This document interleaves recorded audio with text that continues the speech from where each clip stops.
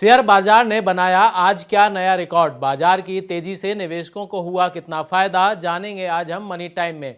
बैंकों के एनपीए में आई कितनी कमी, उत्तर प्रदेश सरकार ने लिया क्या बड़ा फैसला, बताएंगे हम आपको। तो चलिए शुरू करते हैं आज का मनी टाइम। नमस्कार, मैं हूं अभिषेक, स्वागत है आपका मनी 9 पर। अमेरिकी और यूरोपीय बाजारों में तेजी और भारतीय बाजारों में विदेशी निवेशकों की खरीदारी बढ़ने से बुधवार को सेंसेक्स और निफ्टी एक नई रिकॉर्ड स्तर पर बंद हुए। कारोबार के दौरान सेंसेक्स पहली बार 64,000 अंक और निफ्टी 19,000 अंक के पार पहुंच गया। बीएसई सेंसेक्स 499 अंक बढ़कर 63,915 अंक के अपने अब तक के उच्चतम स्तर पर बंद हुआ। एनएसई निफ्टी भी 154 अंक चढ़कर 18,972 अंक की रिकॉर्ड ऊंचाई पर बंद हुआ। महंगाई दर में हालिया गिरावट से राहत मिलने पर निवेशक बड़े पैमाने पर जोखिम वाली परिसंपत्तियों पर दांव खेल रहे हैं। आज की तेजी में निवेशकों की संपत्ति करीब 2.2 लाख करोड़ रुपए बढ़ गई है।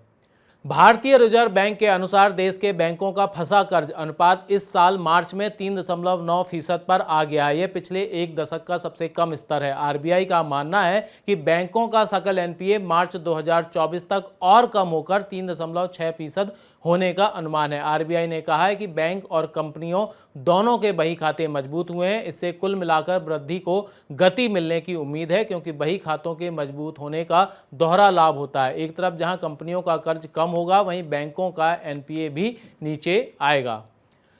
उत्तर प्रदेश सरकार ने प्राइवेट इन्वेस्टमेंट बढ़ाने के लिए उत्तर प्रदेश टाउनशिप पॉलिसी 2023 को मंजूरी दे दी है। आम जनता को इसमें किफ़ायती दाम पर घर मिलेगा और अत्याधुनिक सुविधाओं से सुसज्जित टाउनशिप में घर खरीदने का एक बेहतर अवसर होगा।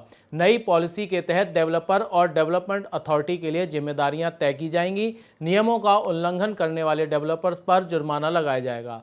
टाउनशिप में आर्थिक रूप से कमजोर और निम्न आय वर्ग के लोगों के लिए 10% आरक्षण भी मिलेगा।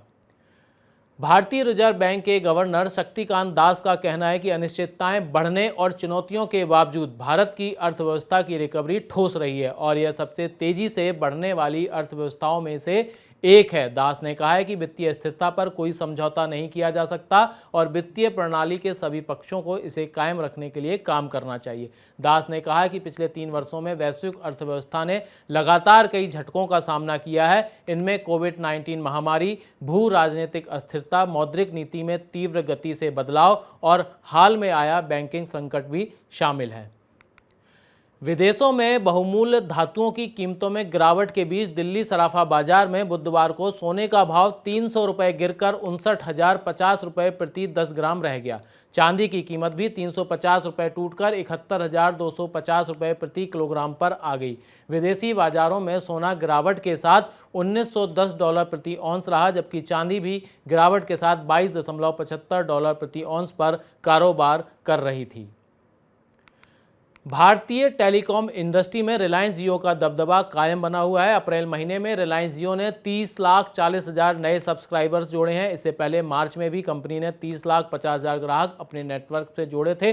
भारती एयरटेल ने अप्रैल महीने में 76,328 यूजर्स जोड़े हैं, जबकि इससे पहले मार्च में इसने अपने नेटवर्क में 10,40,000 ग्राहक जोड़े थे। वहीं वोडाफोन आइडिया के लिए बुरे दिन खत्म होने का नाम नहीं ले रहे हैं। अप्रैल महीने में भी वोडाफोन आइडिया ने 29,90,000 सब्सक्राइबर्स खोए हैं, जबकि मार्च में इसके ग्राहकों की संख्या 12,10,000 घटी थी। छोटे उद्यमियों को राहत देने के लिए उत्तर प्रदेश सरकार ने मुख्यमंत्री सूक्ष्म उद्यमी दुर्घटना बीमा योजना को मंजूरी दी है। एमएसएमई के लिए लाई गई मुख्यमंत्री सूक्ष्म उद्यमी दुर्घटना बीमा योजना के माध्यम से मुश्किल परिस्थितियों में सूक्ष्म उद्यमियों को सहायता प्रदान की जाएगी। इसके तहत पात्र उद्यमियों की दुर्घटना में मृत्यु होने या अपंगता पर 5 लाख रुपए तक की मदद दी जाएगी। प्रदेश में कुल एमएसएमई इकाइयों की लगभग 15% इकाइयां ही औपचारिक रूप से उद्यम रजिस्ट्रेशन पोर्टल पर रजिस्टर्ड हैं। 85% इकाइयां अनौपचारिक रूप से काम कर रही हैं। देश में जिस गति से संगठित क्षेत्र में नौकरियां पैदा हो रही हैं वह अपर्याप्त हैं और लोगों के लिए अच्छी नौकरियां सृजित करने पर ध्यान देने की जरूरत है। ये कहना है भाजपा के सांसद और पूर्व वित्त राज्य मंत्री जयंत सिन्हा का।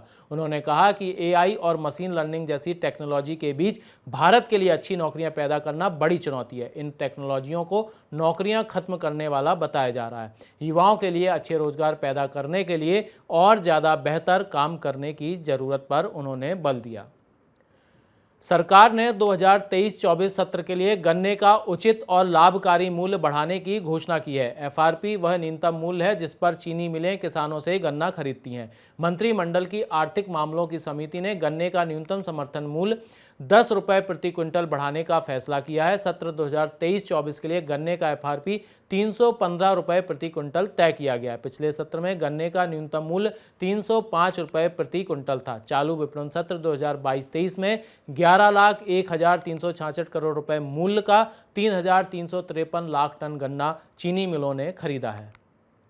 टमाटर की कीमतों में अचानक उतार चढ़ाव से निपटने के लिए उपभोक्ता मामलों का मंत्रालय टमाटर ग्रेन चैलेंज शुरू करेगा। इस ग्रेन चैलेंज में टमाटर के उत्पादन, प्रोसेसिंग और स्टोरेज में सुधार के लिए नए विचारों को आमंत्रित किया जाएगा। मंत्रालय प्रोटोटाइप बनाकर इसे आगे बढ़ाएगा। ग्रेन चैलेंज का उद्देश्य खेत, गांव और शहरी स्तर पर उत्पादन, प्राथमिक प्रसंस्करण, फसल निकालने के बाद भंडारण और टमाटर के मूल्य निर्धारण के लिए टेक्नोलॉजी को विकसित करने के लिए अभिनव, मॉड्यूलर और लागत प्रभावी समाधान प्रदान करना है। पिछले एक साल में दूध के दाम में 10 रुपये लीटर तक की बढ़ोतरी हुई है। सरकार ने भी यह माना है कि हाल के महीनों में दूध की कीमतें बढ़ी हैं, लेकिन देश में दूध और अन्य डेयरी उत्पादों की कोई कमी नहीं है। डेयरी मंत्री पुरुषोत्तम रूपाला ने कहा है कि वित्त वर्ष 2023-24 में डेयरी क्षेत्र के 7% की दर से बढ़ने की संभावना है। सरकार दूध उत्पादन और उपलब्धता बढ़ाकर समस्या का समाधान करने की पूरी कोशिश कर रही है। अमूल और मदर डेयरी ने किसानों से दूध की बढ़ती खरीद लागत का हवाला देते हुए पिछले एक साल में दूध की कीमतें कई बार बढ़ाई हैं। सरकार चारे की उपलब्धता में सुधार के लिए एक नई योजना के तहत सब्सिडी भी प्रदान कर रही है।